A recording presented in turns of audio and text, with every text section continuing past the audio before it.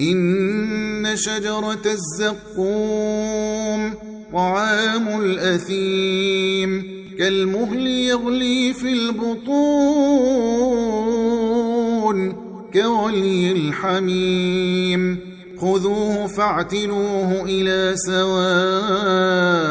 الجحيم ثم صبوا فوق رأسه من عذاب الحميم ذق إنك أنت العزيز الكريم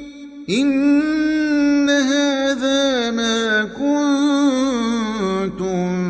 به تمترون إن المتقين في مقام أمين في جنات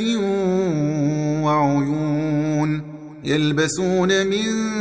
سندس وإستبرق